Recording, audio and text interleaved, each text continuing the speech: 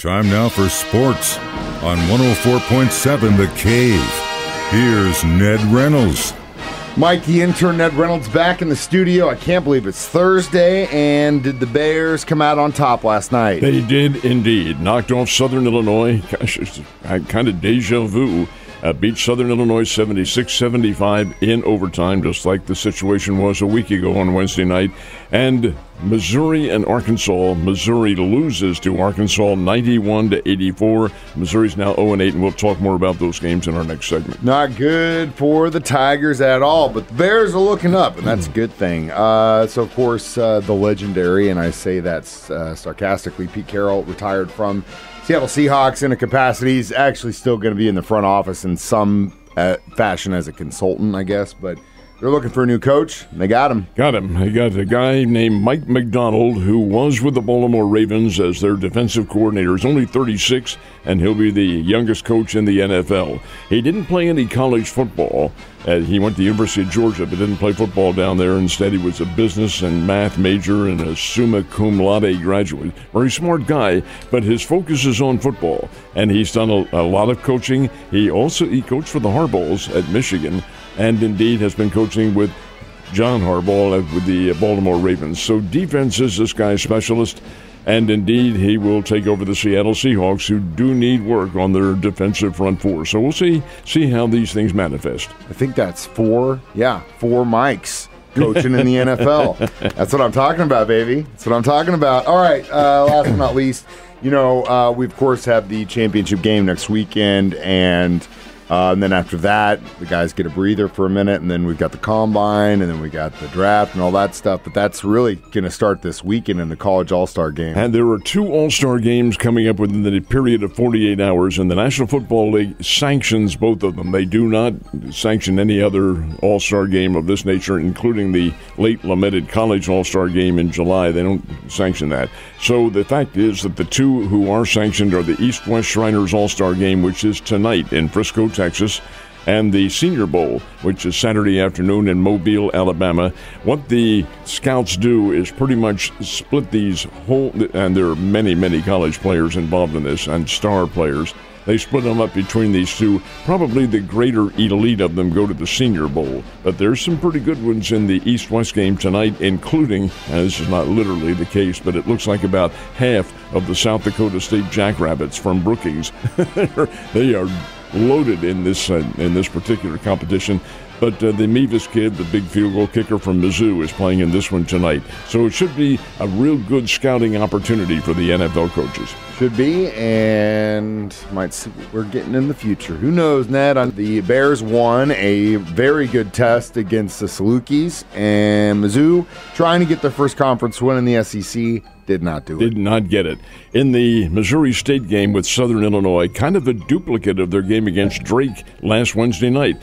Fell behind by 13 points and rallied in the second half to get them. The key was this, Mike, and it's kind of interesting. Southern Illinois was on fire from three-point distance. They scored 13, get that now, 13 trays in their game. That's 39 points from beyond the perimeter. That's huge. That also doesn't last.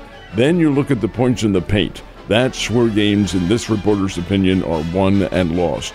Missouri State had 46 points in the paint. Southern Illinois had 20.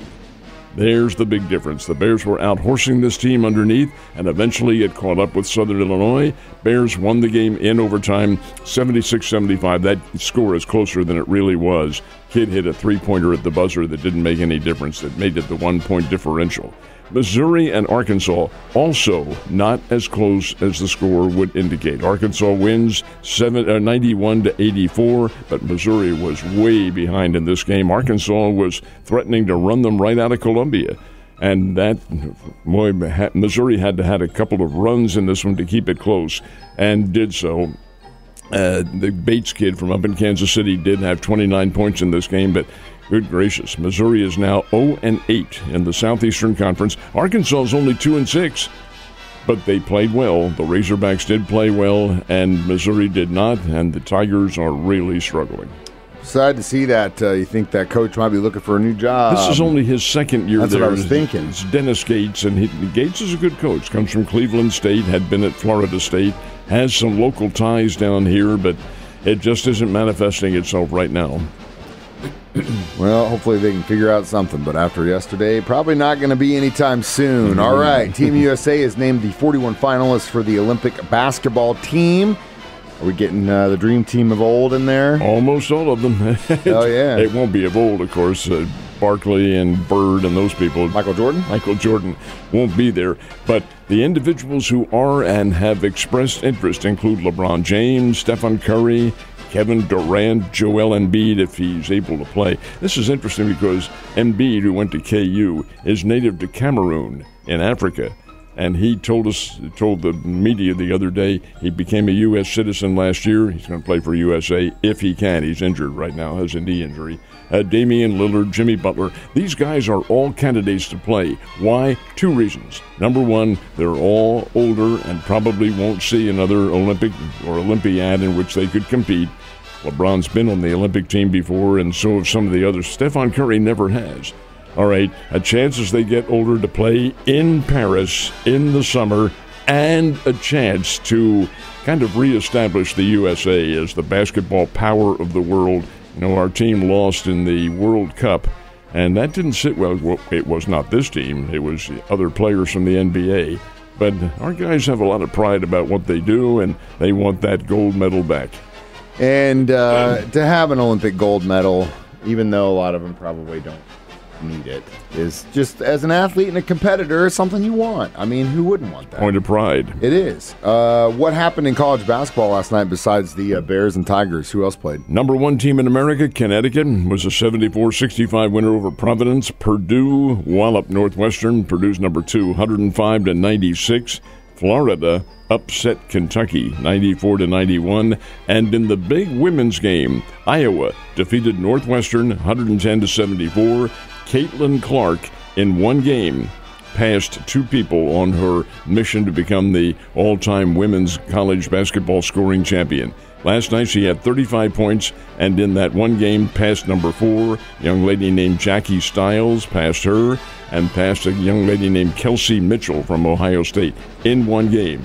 Now Caitlin Clark stands number 2 on the list. With the rest of the season to go, she is 103 points back of the all-time champion Kelsey Plum, and she should get this. She should get it maybe later on this month, maybe early in March, but this kid Clark is a hell of a player. You ought to see her. She's something else. Well, after you named all those other players, and if she's doing something to their records, of course she's something else. Ned, you have a great day, and I will see you on Friday, my guy.